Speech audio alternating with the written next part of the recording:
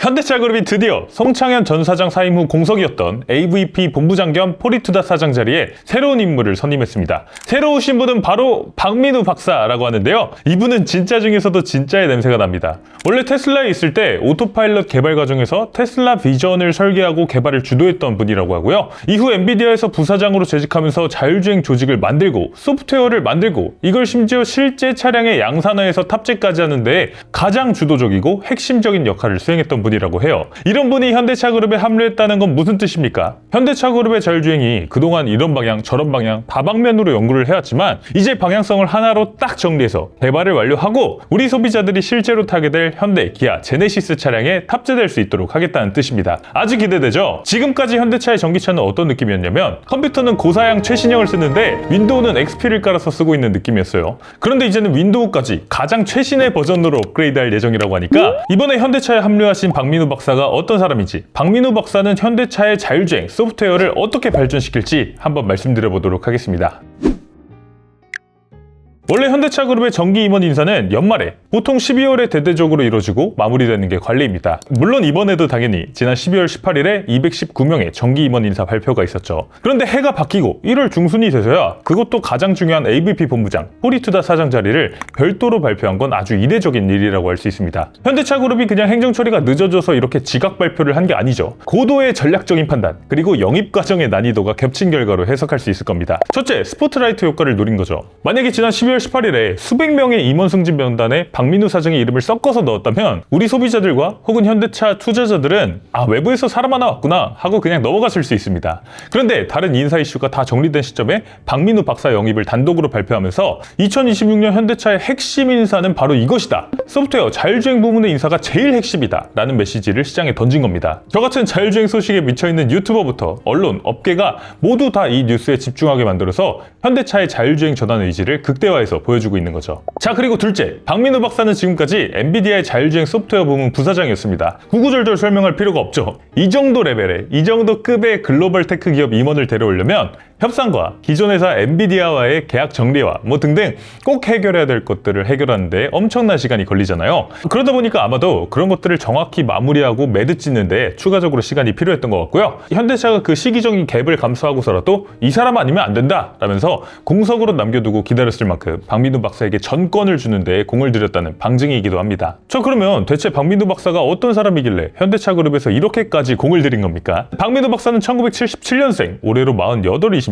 되게 젊으시죠? 현대차 최초의 40대 사장, 최연소 사장 타이틀을 가져가셨습니다. 2004년에 고려대학교에서 전기전자 전파공학 학사를 취득하고 미국 펜실베니아 주립대로 넘어가서 2007년에 전기전자 석사, 2010년에는 컴퓨터공학 박사를 취득하셨다고 합니다. 학력, 그 사람이 얼마나 열심히 살았는지를 방증하는 것이기 때문에 중요하다고 생각합니다만 사실 박민우 박사의 전체 커리어에서는 학력보다 더 중요하게 살펴봐야 되는 것들이 있습니다. 박민우 박사의 본격적인 자율주행 관련 커리어는 테슬라에서 시작됐습니다. 2015년 3월에 테슬라에 입사하셨는데 현대차의 보도자료에 따르면 오토파일럿 개발 과정에서 테슬라 최초의 테슬라 비전을 설계하고 개발을 주도했다. 그는 이 과정에서 기존 외부 솔루션에 의존하던 구조를 벗어나 자체 카메라 중심의 딥러닝 시스템을 구축했고 이를 통해 자율주행 기술이 하드웨어 중심에서 소프트웨어 중심 구조로 전환되는 기반을 마련하는 데 주도적인 역할을 했다 라고 해요. 그러니까 박민우 사장이 입사하던 당시 2015년의 테슬라는 전기차 시대를 열기 시작하는 선구적인 회사는 맞았지만 그때까지만 하더라도 운전자 보조 시스템, 오토파일럿 수준은 다른 회사들이랑 별반 다를 게 없었습니다. 솔직히.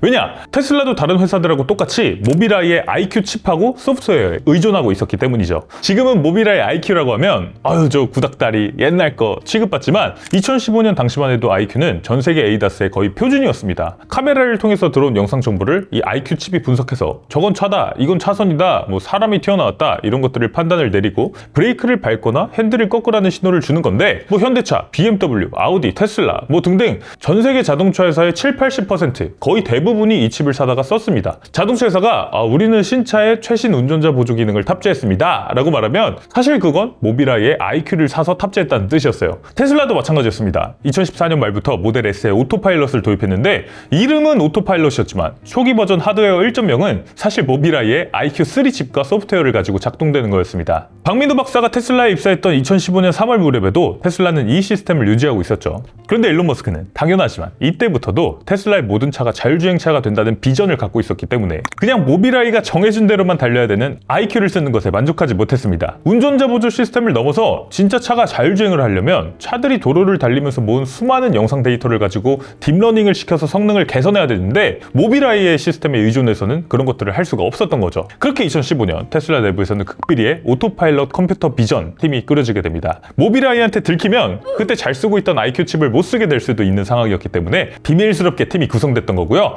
바로 이 팀의 창립 멤버이자 핵심 엔지니어로 영입된 사람이 바로 이번에 현대차로 오신 박민우 박사였던 겁니다. 이 팀은 이름부터가 오토파일럿 컴퓨터 비전이잖아요. 그러니까 말 그대로 오로지 카메라 센서와 테슬라 직접 짠 소프트웨어, 이 딥러닝 알고리즘만으로도 자동차가 스스로 주행할 수 있도록 하는 게 목표인 팀이었습니다. 이게 바로 우리가 지금 조금씩 경험하고 있는 FSD의 첫 번째 시작이었다고 할 수 있죠. 박민우 박사는 이 팀에서 기존의 모빌아이 칩이 규칙에 따라서 기계적으로 수행하던 차선 인식이나 차량 감지 기능이나 이런 것들을 AI가 수많은 영상을 보고 스스로 학습하는 딥러닝 방식으로 완전히 바닥부터 다시 짰다고 해요. 현대차 보도자료에서 언급된 대로 기존 외부 솔루션에서 의존하던 구조를 벗어나 자체 카메라 중심의 딥러닝 시스템을 구축하는 역할을 한 것이죠. 어떻게 보면 지금 테슬라 FSD의 가장 기본기를 다져놓은 분이시기도 하지만 조금 더 크게 보면 이제 중국이나 다른 전 세계 자동차 회사들도 FSD의 방식을 따라가고 있으니까 사실상 전 세계의 자율주행을 하드웨어 중심에서 소프트웨어 중심으로 전환하는 역할을 하셨다고도 할 수 있을 것 같아요. 진짜 대단하신 분입니다. 아무튼 이 테슬라 비전 연구가 성공하면서 테슬라는 2016년 10월에 앞으로 생산되는 모든 테슬라 차량에는 완전 자율주행에 필요한 하드웨어가 내장된다라는 폭탄 선언을 하게 됐고요. 이게 바로 그 유명한 하드웨어 2.0의 시작이었고 이 하드웨어 안에서 돌아가는 소프트웨어의 뼈대를 맞는 것이 바로 박민우 박사였습니다. 일론 머스크도 박민우 박사에게 테슬라 최고 인재상 테슬라 톱 탤런트 어워드를 수여하면서 그 능력을 인정하기도 했어요. 그런데 2016년 말부터 2017년 초까지 테슬라의 오토파일럿 팀에는 큰 위기 혹은 변화가 일어나게 됩니다. 주요 임직원들이 동시에 줄퇴사를 하기 시작했어요. 보통 회사에 한두 명의 직원이 나가는 게 아니라 줄줄이 퇴사를 하는 거면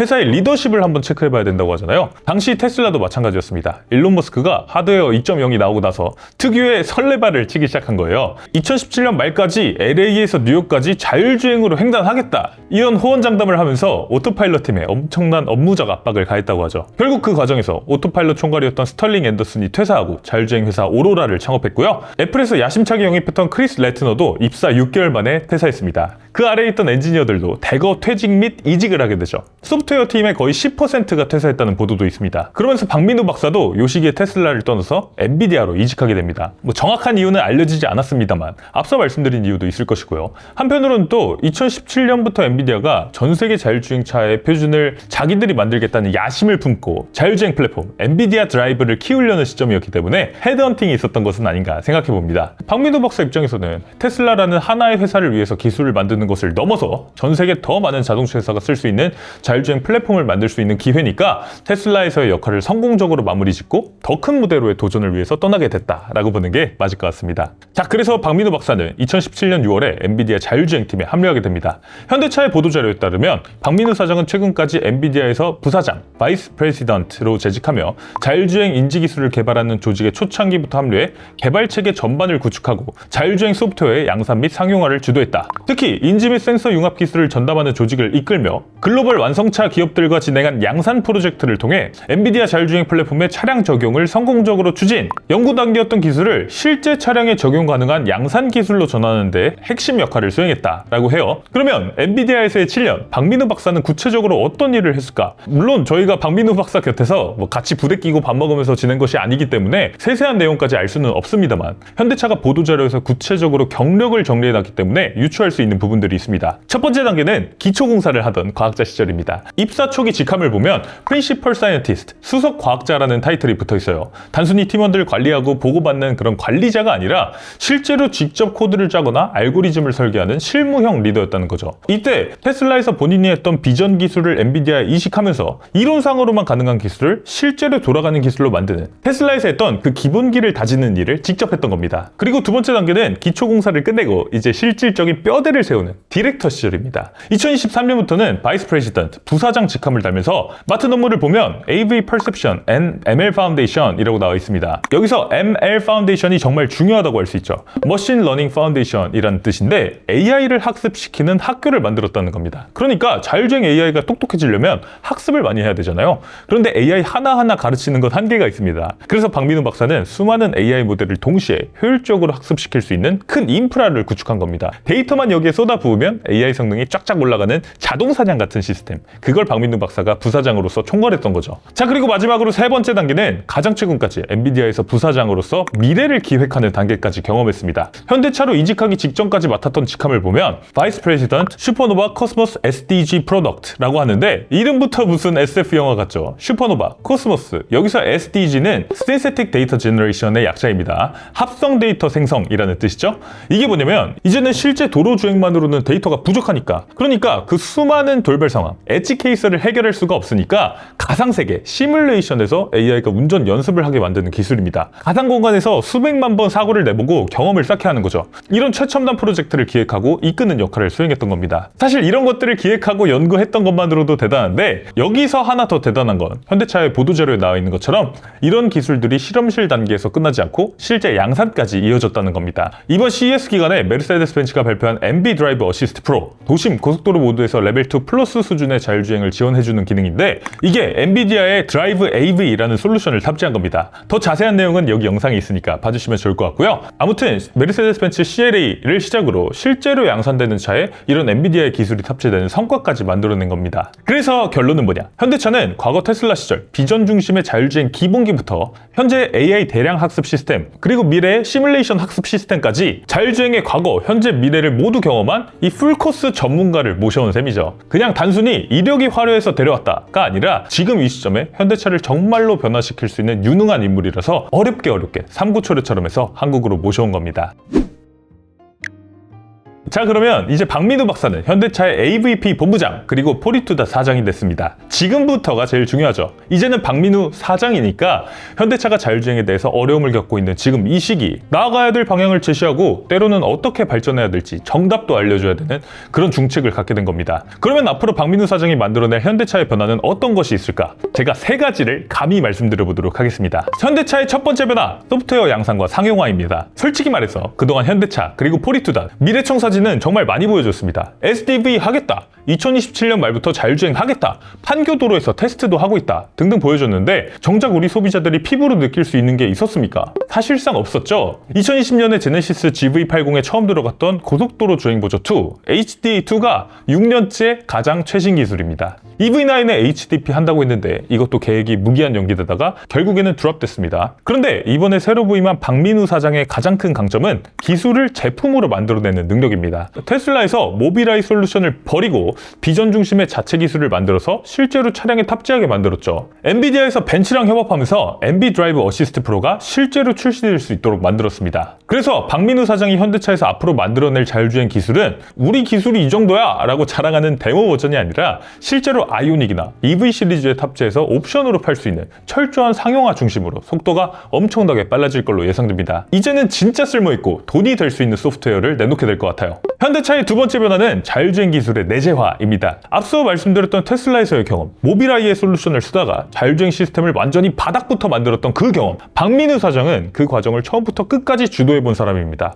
현대차도 지금 고민이 있을 거예요. 모비스가 있고 삼성 하만도 있고 해외 부품사들도 있지만 진짜 테슬라처럼 제대로 기능을 업데이트하고 데이터를 모아서 학습시키려면 결국 자체 소프트웨어를 가져야 됩니다. 정의선 회장이 올해 신년회에서 자율주행 내재화를 하겠다라고 선언했는데 이것도 저희가 다룬 영상이 있습니다만 그런 선언에는 다 이유가 있는 거죠. 아니 이번에 엔비디아 알파마이어 나왔던데 그거 그냥 차에 달면 되지 라고 생각하실 수도 있는데 알파마이어는 차에 들어가는 시스템이 아닙니다. 이거는 AI를 학습시켜주는 선생님 AI예요. 차에 들어가는 소프트웨어는 현대차 같은 자동차 회사가 만들고 직접 파인 튜닝을 해야 됩니다. 우리 집에 과외 선생님으로 정승재 선생님을 모셔왔다고 해서 우리 집 애가 갑자기 수학 1등급을 맞는 건 아니잖아요. 그 선생님한테 수업 듣고 문제 풀고 시험 치면서 선생님의 실력을 내 걸로 받아들이는 과정이 필요하죠. 현대차 포티투다도 비슷합니다. 알파마이어라는 거대 AI 모델을 가져와도 이걸 가지고 아트리아 AI의 실력을 키우는 과정은 결국에 포티투다, 현대차 엔지니어들이 직접 해야 되는 겁니다. 그래서 박민우 사장이 꼭 필요했던 거죠. 알파마이어 같은 선생님 AI가 어떻게 가르치는지를 제일 잘 알고 제일 잘 이해하는 사람이니까 호리투닷의 아트리아 AI라는 학생을 누구보다 빠르게 1등급 맞을 수 있게 만들 수 있는 1타 강사인 거죠.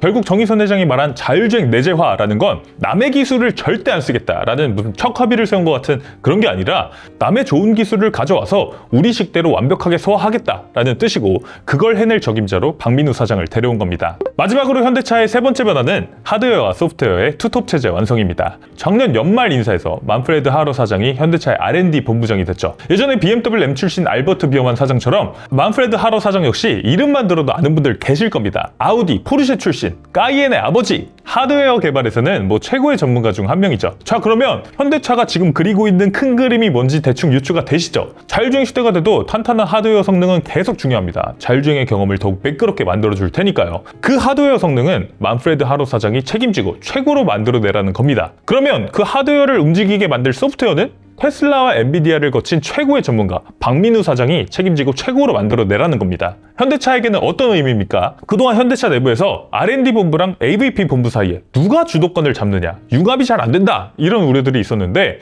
이제는 양쪽 다 세계 최고 레벨의 리더가 딱 버티고 서서 서로의 영역을 딱딱 나눠서 제대로 지휘하라고 역할을 구분지어준 겁니다. 희망 회로를 돌리자면 테슬라도 갖지 못한 구조를 갖겠다는 의지죠. 테슬라 FSD가 최고인 거 다 압니다. 소프트웨어 최고죠. 그런데 솔직히 승차감이나 조립 품질 같은 하드웨어 완성도는 아직 부족하잖아요. 지난번에 모델 X 시승하는데 FSD를 지금 작동하고 있는데 뒤쪽에서 방지턱 넘을 때마다 찌걱찌걱 하는 소리가 나는데 가격이 1억 5천만 원짜리래요. 충격받았습니다. 그렇게 테슬라가 갖지 못한 하드웨어 성능까지 현대차는 챙기겠다는 거죠. 물론 잘 됐을 때 이야기입니다만 현대차가 그려가는 이런 큰 그림, 미래 계획을 저는 솔직히 한 명의 한국 사람으로서 응원하게 됩니다. 현대차의 이번 박민우 사장 영입 발표, 전 세계 시장을 향한 선전포고나 다름없습니다. 우리는 이제 개발 방향을 다 정했다. 이제 앞서가 있는 회사들 우리가 전력 질주에서 따라잡을 일만 남았다 라는 선전포고이자 의지로 느껴지기도 하는데요. 포르쉐 출신의 탄탄한 하드웨어에 테슬라 엔비디아 출신의 똑똑한 소프트웨어, 그리고 이걸 하나로 묶어낼 현대차의 제조 능력까지 진짜 이제는 다 갖춘 것 같습니다. 과연 이 조합이 만들어낼 차세대 현대 기아 제네시스의 미래는 어떤 모습일지 물론 결과는 뚜껑을 열어봐야 알겠습니다만 적어도 이번엔 진짜 칼을 갈았구나 라는 생각은 확실히 듭니다. 여러분의 생각은 어떠신지도 댓글로 많이 남겨주시고요. 구독, 좋아요, 알림 설정도 꼭 좀 부탁드리겠습니다. 오늘 차플레이는 여기서 인사드리겠습니다. 이영빈이었습니다. 감사합니다.